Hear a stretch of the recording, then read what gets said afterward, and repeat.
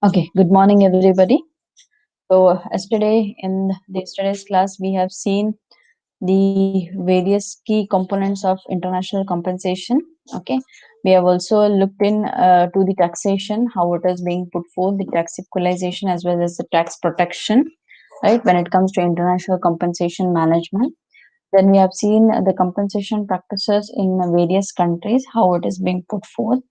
And we have looked into USA, Europe, as well as Japan. Okay, then we have also seen various practices being followed in various countries, a comparative study. Okay. Now moving on to emerging issues in compensation, right?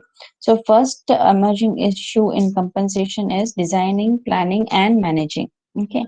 So here compensation on global basis can be very challenging. Okay.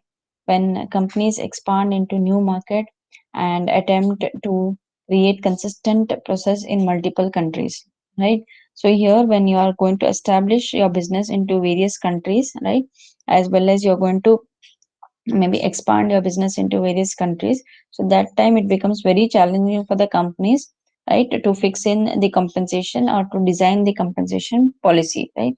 So finding the data privacy strategy, okay, that is one of the important issue which do comes in. So the best meets organizational needs. Okay, so finding the compensation which best meets the organizational needs. Okay, so one size does not fit all, right? So here you cannot have only one compensation package for all.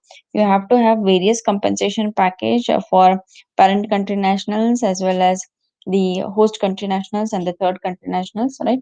So with multiple options for managing this particular compensation, as well as data storing and sharing. So whatever compensation you're fixing, the data storing and sharing, then choosing one that delivers the flexibility, okay, needed enables to remain compliant in the areas in which it operates. Okay, so here what happens is you finding the privacy of the compensation data is a big issue. Okay, so you need to have a strategy, you need to build a strategy wherein you have the compensation which meets the organizational needs, right? And you have to have multiple compensation strategies being fixed in for various nationalities of people, right? And then you need to deliver it with a lot of flexibilities, you know. There will be a lot of flexibilities which will be coming in, right? You cannot have one planning being made for compensation with the changes in the market as well as the changes in the strategies, global strategies. You need to fix in the changes in your compensation structures also. Okay, and you need to remain compliant to the parent as well as the host country national government authorities, right?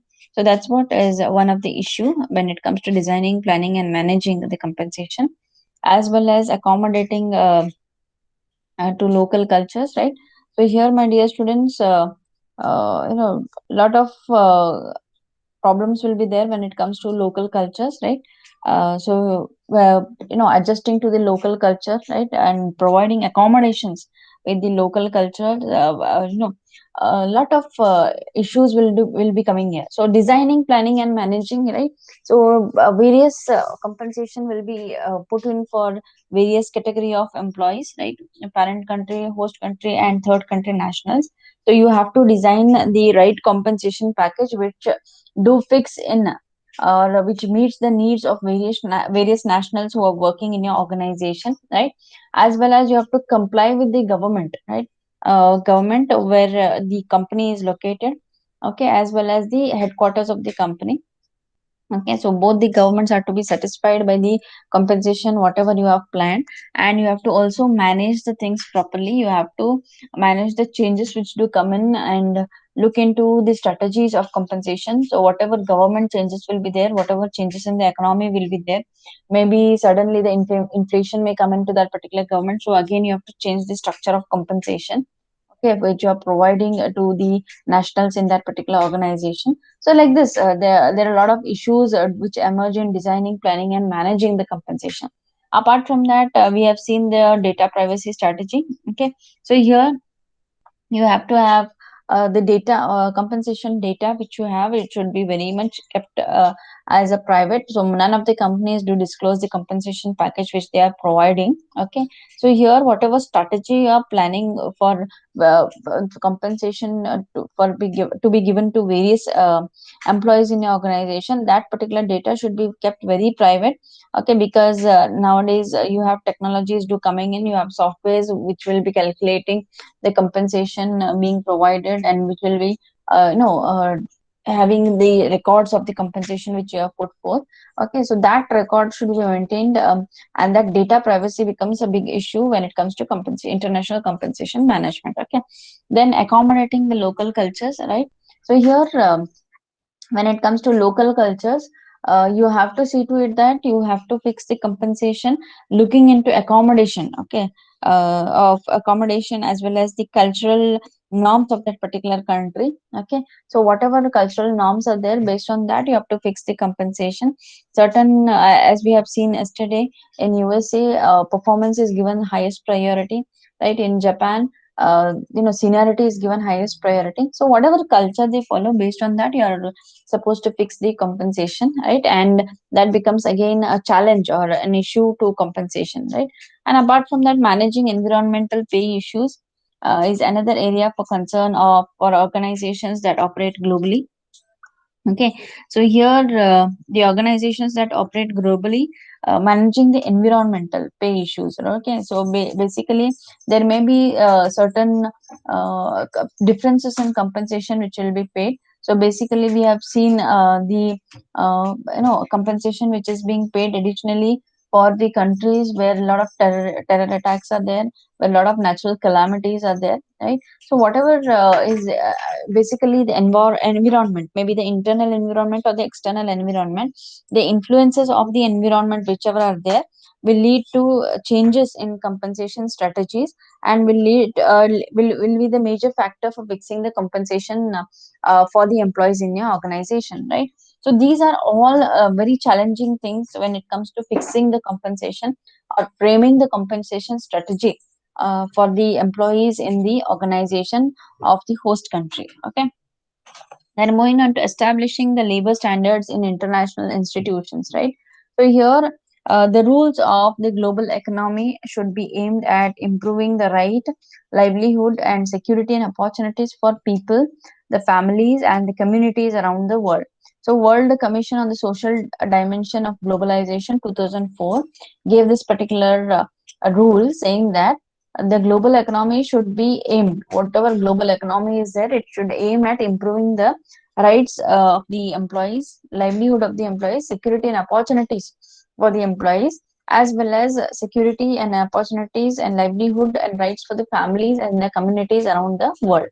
So since 1919, International Labour Organization, which was the organization which was set up to frame labor policies or to regulate the labor policies across the globe, has maintained and developed a system of international labor standards.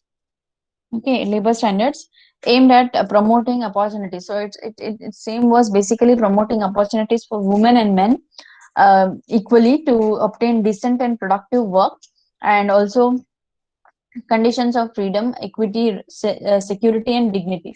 So these were the main aims of establishment of this International Labor Organization. Okay, so here basically International Labor Organization's essential component in international framework is for ensuring the growth of global economy, which provides benefit to all.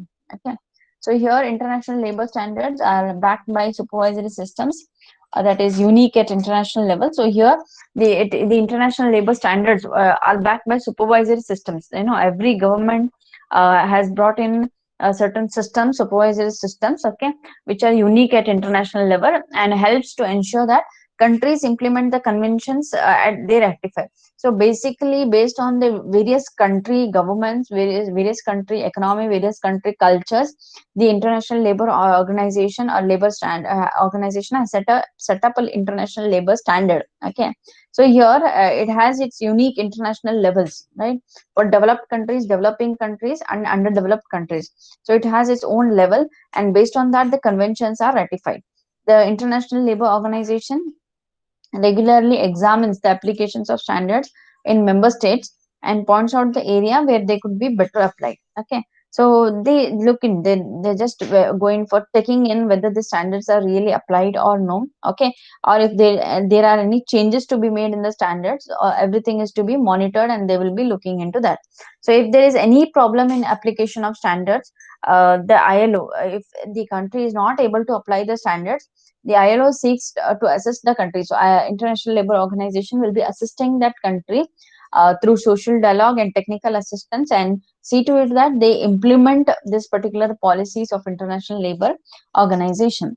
So International Labour Organization basically has developed various means of supervising the applicants of conventions and recommendations, okay, in law. So they have their conventions, okay, and they ask the country representatives, whoever are there, to recommend certain changes or maybe improvements in the law, okay, and based on that, the laws will be implemented, and it should be practiced in various countries, okay, which do follow the International Labour Organization, okay, and the adoption of International Labour Conference and the rectifications by the states.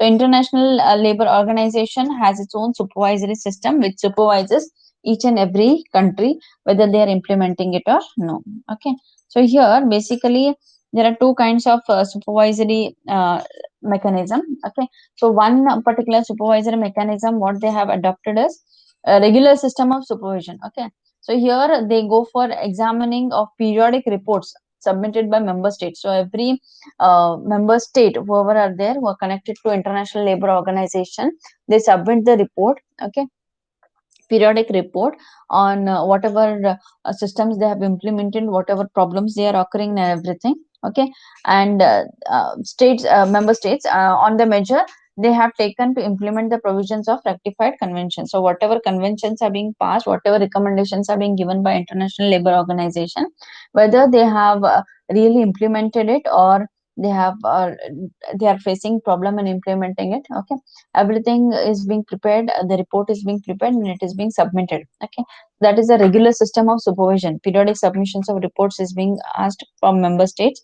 Second one is special procedures. Okay, so here representations procedure, okay, and a compliant procedure of general applications, okay, together with special procedures for freedom of association. So here what happens is, basically they have a special procedure if they want to implement a special law. Okay, and here the representations procedure and the complaints procedure of general applications, both together with the special procedure of freedom of association. Okay, so that's what we could speak about the special procedure. Okay, so global legal and regulatory context. Okay, so here my dear students,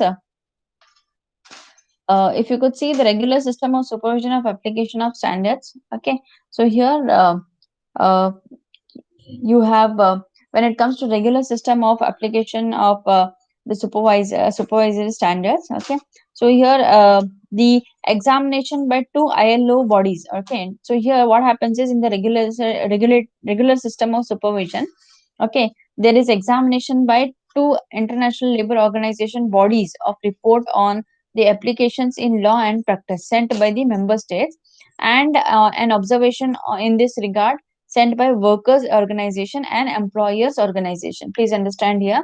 So here, when it comes to regular systems, regular periodic checkups, at that time the International Labour Organization bodies, okay, of two people from International Labour Organization report on applications in law. So whatever law is being put forth, whether it is being practiced, whether it is being applied, okay, by the member states, that report is being put forth, and an observation. Okay, so here observation in regards sent by workers. So what they do is, these two people who are from ILO will be representing that particular member state. So they will also look in for the uh, you know they will also be looking into the complaints or problems which is being faced by the workers organization, that is unions, as well as employers organization. So both will be giving their recommendations to these two members who are representing from ILO, and these people will be putting forth into in front of ILO into the periodic meetings. Okay, the committee of experts on an application of convention and recommendation is being framed as well as International Labour Conference Tri-Party Commission on the Application of Conventions and Recommendations are being framed. Okay, so this is all about International Labour Organization, or setting up the international standards. Okay, so moving on to the global legal and regulatory context of multinational enterprises. Okay, so multinational corporation or multinational enterprises is an organization which owns and controls production of goods and services in one or more countries other than their home country. Okay, so it can also be referred as international corporation or a transnational corporation or a stateless corporation. Okay, so here multinational corporation is usually a large corporation which produces or sells goods or services in various countries. Okay, so here you could see is a multinational company is usually a large corporation which produces, which sells goods as well as services in various countries. Okay, so here when you speak about the multinational enterprises, it is nothing but importing and exporting goods and services to various countries. Okay, making significant investments in foreign countries, buying and selling licenses in foreign markets. Okay, engaging in contract manufacturing, that is permitting a local manufacturer in foreign country to produce their products, then opening manufacturing facilities or assembly operations in foreign countries. Okay,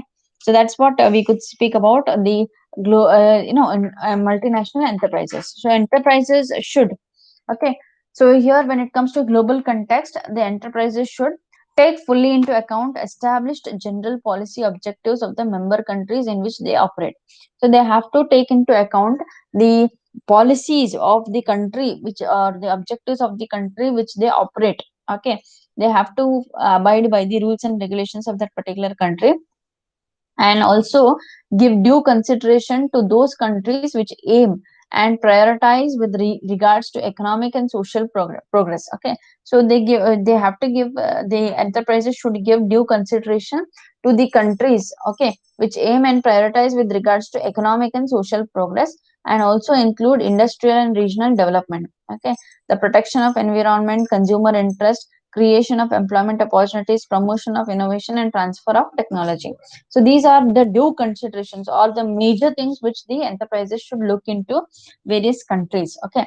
Apart from that, while observing their legal obligations concerning information, so they have to go in for supplying their entities with supplementary information the latter may need. So government will be needing certain information, so they have to bring in that particular supplementary information in order to meet request by the authorities of the country in which those entities are located for information relevant to activities of those entities. Okay, so whatever are the processes in that particular organization where it is located in the host country, so host country government should be given all the information, and also it should take into account the legitimate requirements of the business confidentiality. So here the enterprises should also take into consideration the business confidentiality. They cannot give the confidential information, but whatever information may according to the legal obligation, that information is to be given to the uh, host country nation. Okay, so here also enterprises should favor close cooperation with local community and business interest. Okay, so here organizations should cooperate with the local communities as well as the business interest, maybe the unions or maybe various local communities which will be there. Okay, as well as the businesses which would like to join hands with that particular enterprise, and also the enterprise should allow their component entities, okay, freedom to develop their activities and to exploit their competitive advantage in domestic and foreign markets, consistent with the need for specialization and sound commercial practices. So here organization should also allow, okay, also allow the component entities the freedom to develop their activities. So host government, so host country, wherever the business is located, that freedom should be given for them to develop their activities so that they can exploit their competitive advantage in the domestic market where it is located as well as the other foreign markets. Okay, so when filling responsible post in each country of operation, take due account of individual qualification without discriminating as nationality, subject to particular nation requirement in this respect. So this is major thing which is required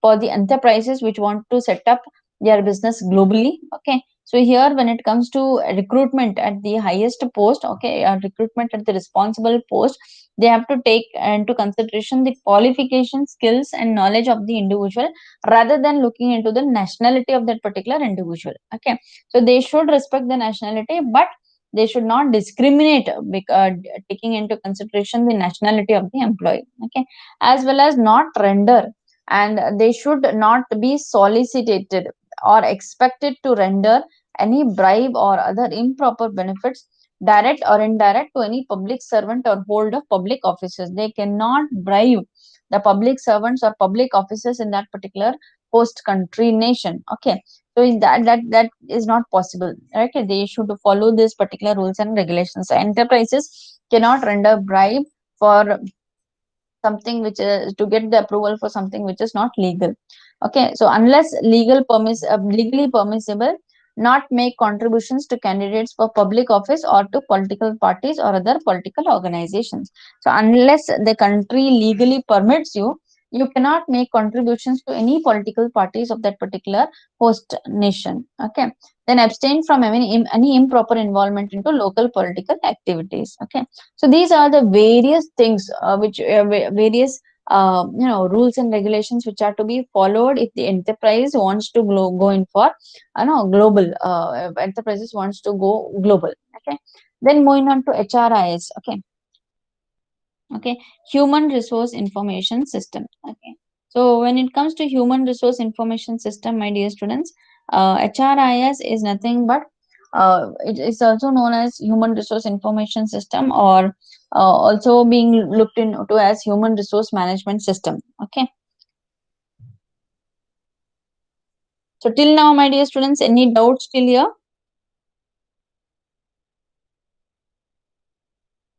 Yes, students, any doubts till here?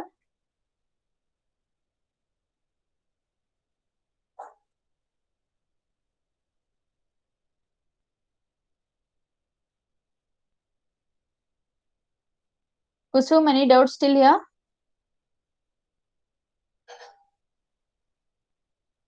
Kusum Chogle, any doubts till here? Divya Patil, Kusum Chogle, Samprita. No, ma'am. Okay, right. Okay, so here, my dear students, let us move ahead with the human resource information system, which is the second part of module 6.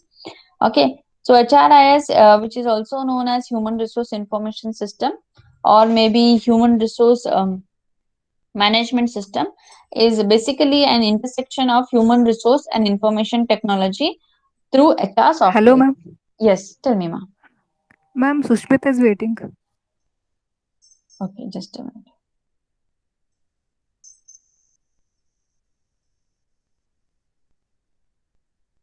Who is waiting? Sushmita, ma'am. But I'm not getting any invite here for to join the link. Ask her to join once again.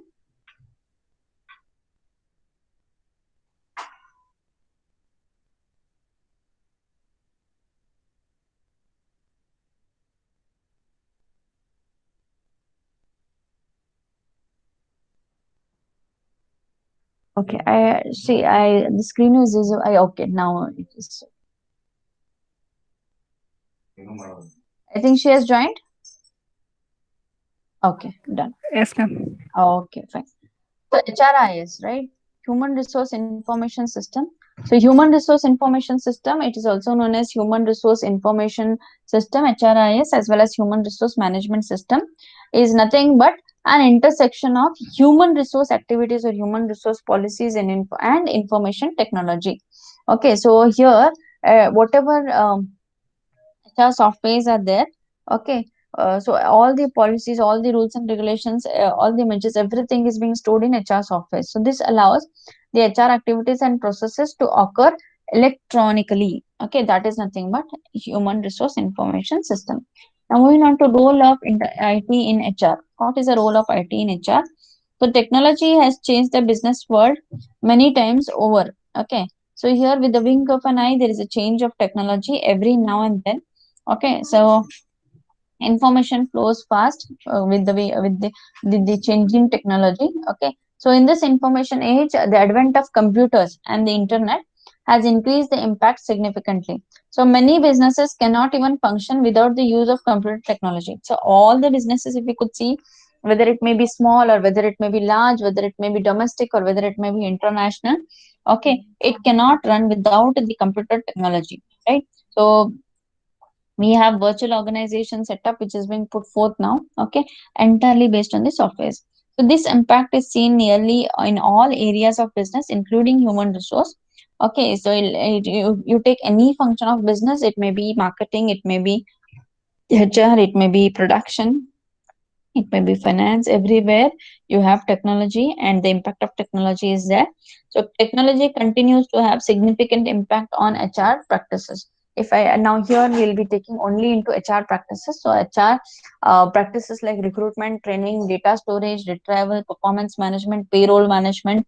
Okay, you take any number of HR practices, whatever are there, everything is being put forth in basically into the softwares, right? So here, if you could speak about recruitment, my dear students, the one way in which human resource has been significantly impacted by technology is the area of recruitment. Okay, so here there is a lot of impact of technology into recruitment. So before the internet, HR recruiters had to rely on print publications such as newspapers or maybe to post jobs and to get prospects for open positions. Okay, so other methods of such networking also were being used. Okay, but HR recruiters did not have the ability to post a job in one or more locations and have millions of people to see it at once. Okay, that option was not available before the technology came in. Okay, so here they had to only post it in newspapers wherein only few people would see. Okay, maybe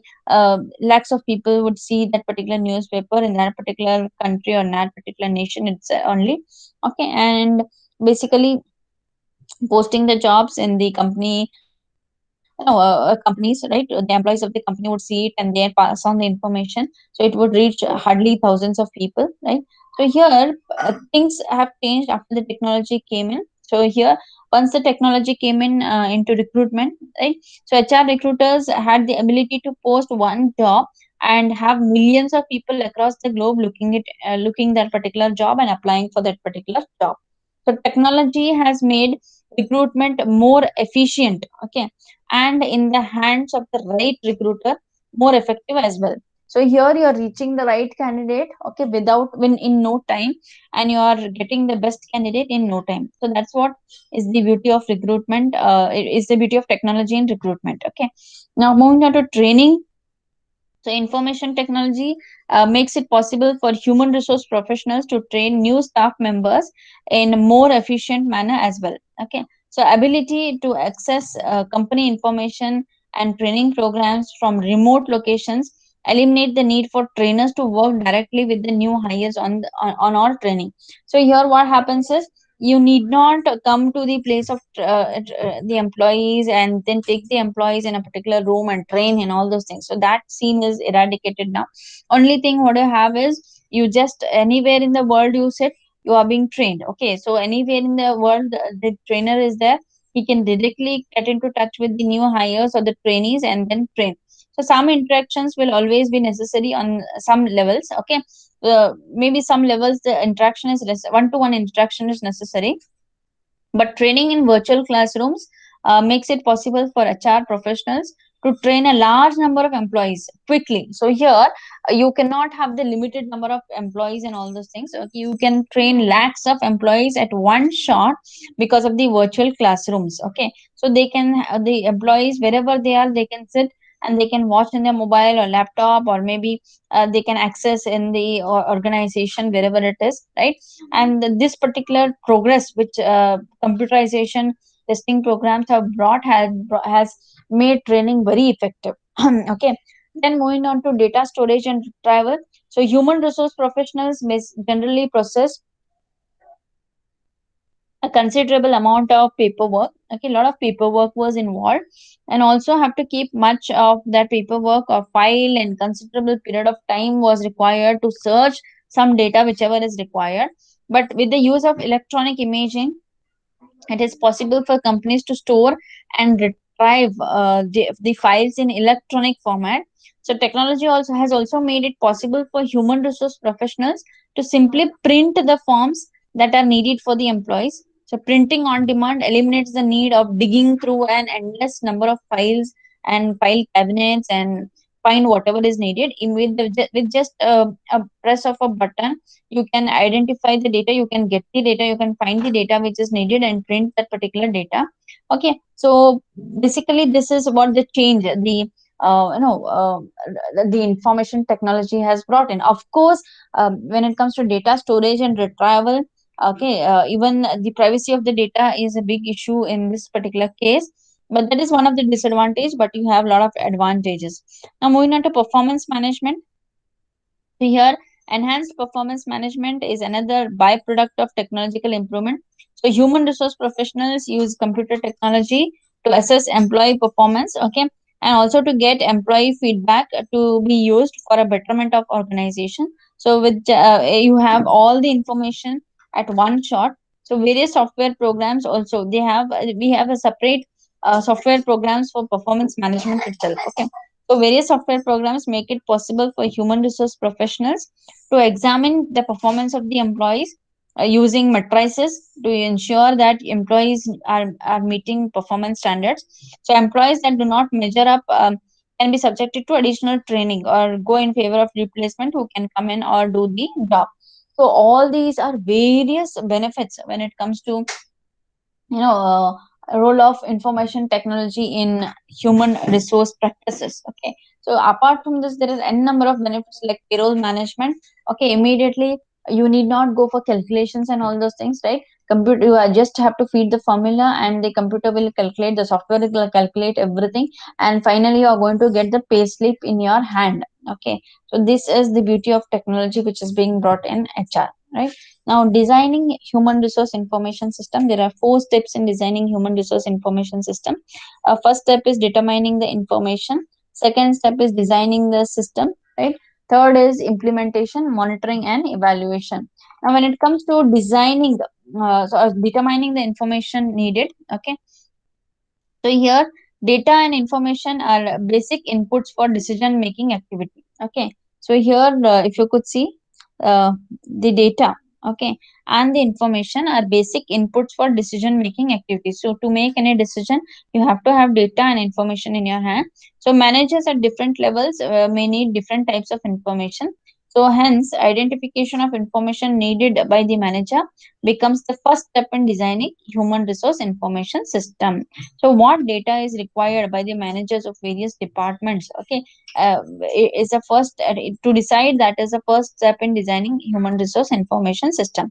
So this involves a pre-occasionous study of activities carried out in the organization. So whatever activities are carried out in the in the organization, whatever systems are carried out in the organization, what processes are carried out in the organization, okay, all this information should be determined. Okay, so here you have to determine the information needs. Fine. So here you're going to identify which information is needed. Okay. So for example, if you could see work patterns, their relationships, okay, and constraints affecting the HRIS also need to be analyzed. Okay. So here work patterns, the processes, the relationship between the employees in the department, the constraints which affect the human resource information system, all these are to be analyzed. Okay.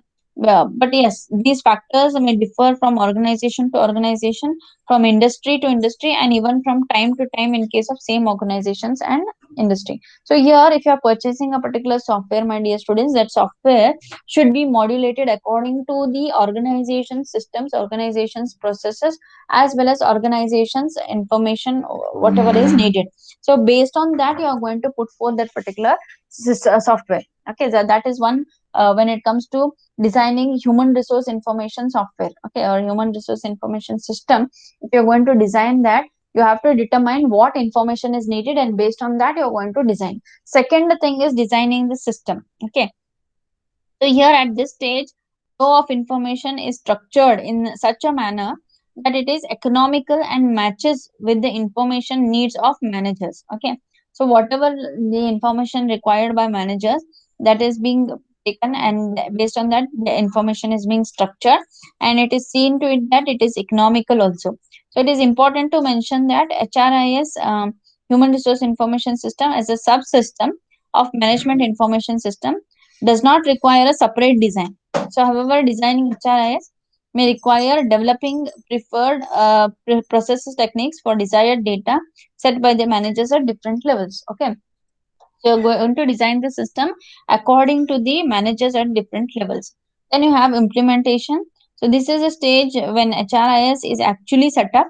Okay. So in order to handle the system effectively, employees are imparted the necessary skills. So employees are given the necessary skills through orientation and training programs to tell what exactly is the information required by them. And beside, facilities are increased and upgraded.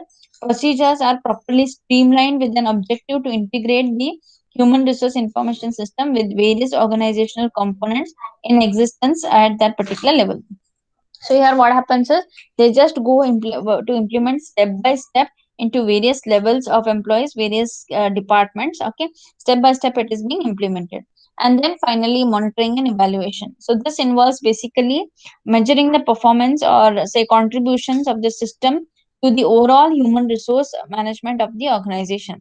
So by doing so, gaps are identified and corrective steps are taken to ensure smooth operation of human resource in the organization.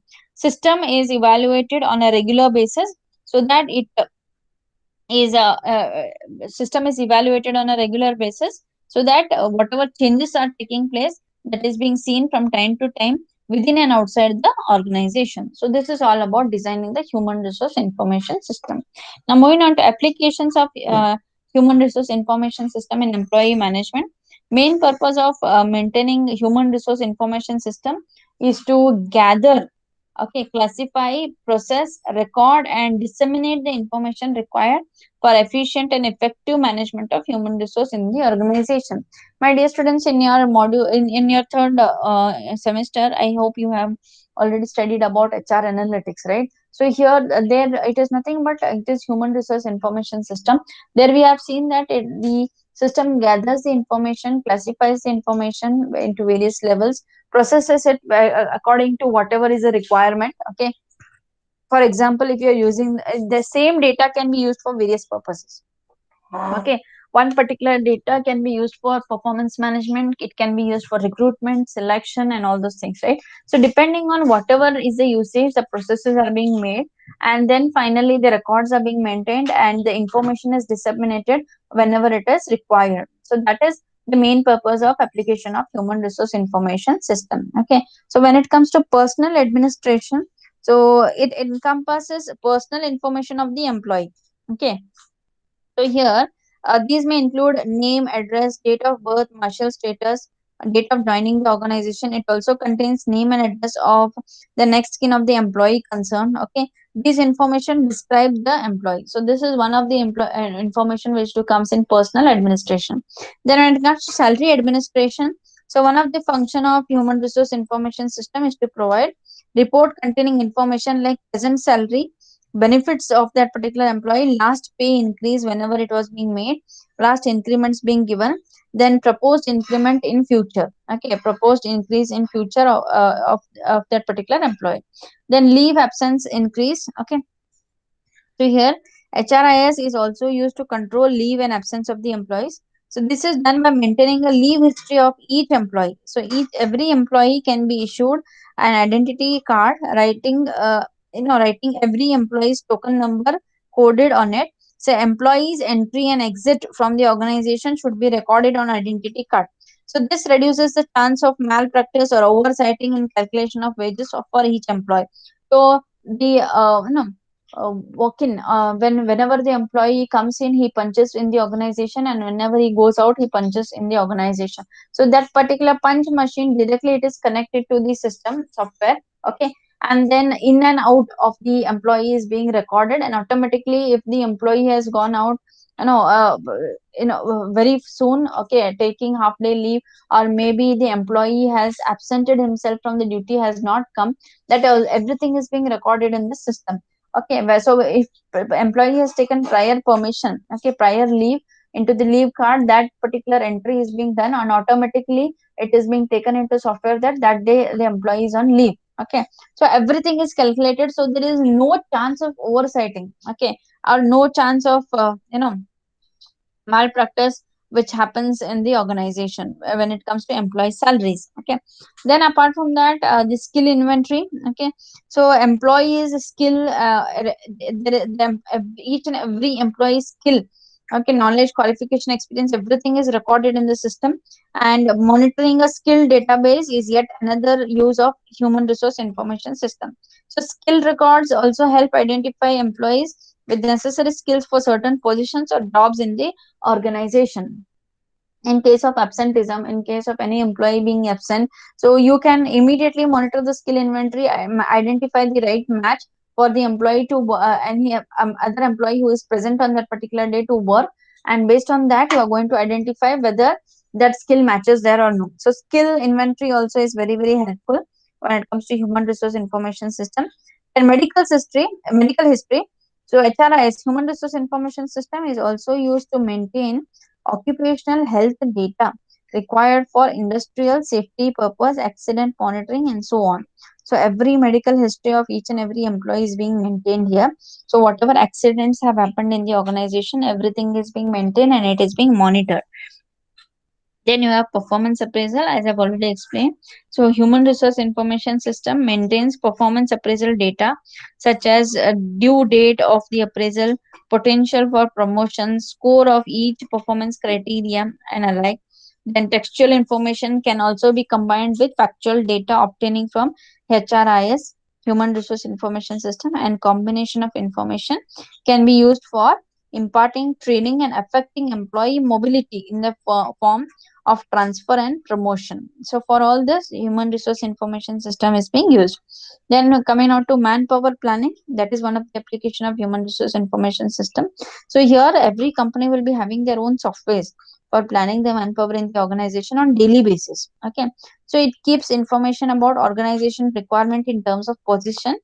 Okay, so human resource information system connects employees to the required positions in the organization. It is also used to identify vacancies and establish employees thereon. Okay. So human resource information system can also help identify a logical progression path and steps to be taken for employee progress advancement. So recruitment also is one of the part of this manpower planning. So recruitment forms the most essential function of HRM. So HRIS helps in recruitment process in a big way by recording the details of activities involving in employee recruitment. So these also may include cost and methods of recruitment or time taken to fill the position. All these things do come into the manpower planning. Okay. So here, apart from that, if you could see, my dear students, the career planning is one of the thing which is applied in human resource information system. So by providing necessary information such as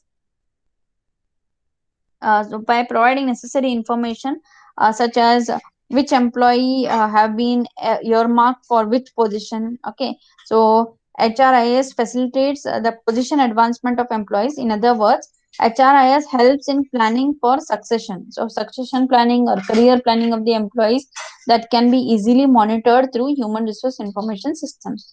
Again, you have collective bargaining. So human resource information system um, through a computer terminal can provide up to date, relevant, and required information, facts, and figures, and thus can facilitate collective bargaining also. Okay, so it helps in collective bargaining by providing up to date, relevant data and information which is required, as well as giving the facts and figures connected to that particular bargaining. So it can help collective bargaining as what if analysis rather than feelings and functions. Okay, so here it gives the right facts and figures. Okay. HRIS also helps to maintain better human relations with the organization because everything is crystal clear. Okay. There is nothing called as favoritism or whatever it is being done because everything is in system. Okay. System doesn't have any feelings. So what happens is it becomes very easy for performance appraisal, high promotions, increments, decrements, everything you have a data for that. Okay, relevant data for that, as to why increment is given, why promotion is being given, why demotion is being made. Okay, so it helps in maintaining better industrial relations. Okay, then moving on to the limitations of human resource information system. First limitation of human resource information system is security. Okay, so connected to any software, security is one of the issue or limitation. So security is one of the biggest worry. So systems must be designed to prevent unauthorized access to sensitive and confidential data. So here you cannot have unauthorized access to sensitive data and confidential data. Okay, so system should be prepared in such a way, okay, so that the confidentiality of the data is being maintained, and also the unintended publications of such information. You cannot even publicize such information. So this typically requires many compartments and many levels of authority. Okay, of access, so all which have to be monitored and maintained. Okay, so whenever a software is implemented in an organization, there will be data which is being stored in that software, which is very confidential also. Okay, maybe the compensation data, okay, maybe another legal data, okay, or maybe the legal proceedings data, and all this thing, everything is stored in the system. Okay, so here this confidentiality has to be maintained, and unintended publication of such information is to be taken care of. Okay, so system is to be designed, or this the HR, human resource information system, is to be designed in such a way that you maintain the confidentiality of this data, as well as have many levels of authority of access. Okay, so here certain information can be accessed by only one particular authority. Okay, or certain information can be accessed by another authority. So like this, you will be having levels of authority to access, all which have to be monitored and maintained neatly. If you fail in that, obviously you have the data which is being leaked, which can be used for for illegal purpose also. Okay, apart from that, you have cost. Now, that is also one of the limitation. So there is a cost factor, especially for smaller companies. This can pose a problem. So with any system, there are acquisition cost and maintenance cost. Okay, so if you want to acquire and implement that particular software in your organization, it costs a lot. Apart from that, maintaining that particular software also costs a lot. Okay, SaaS, that is software as a service. Okay, systems are somewhat easier to handle from cost standpoint, since they are cloud based and don't require much of initial layout. Okay, so that is one of the thing which can be implemented in the organization. Apart from that, staffing. So with larger installations, there's probably the cost of hiring an IT specialist to manage the system. So here you cannot every time train the HR professionals to maintain that particular system or monitor that particular system. So obviously you have to have a particular IT staff who will be maintaining that particular system. So if it is a larger installation, you'll have to hire many IT specialists to manage that particular system. So these are the various limitations of HR system, HR information system. Okay, so this is the end of module 6, my dear students. Okay, so here uh, we'll just move on next to case studies. Okay, so we'll just be looking into case studies, so a few case studies of international human resource management. We'll just have a discussion of case studies, and then we'll move on with the presentations, right? So shortly I will be sharing an Excel file of presentations which you people should be giving. So module wise I'll be dividing the students, and then one particular module all the students should be present, and they have to present that particular information. Okay, so we'll just go with the presentations, and then we'll move on with the revision classes, right from module 1 to module 6. Okay, so is it okay, or are there any changes you require? Yes, Saujanya, anything from your end?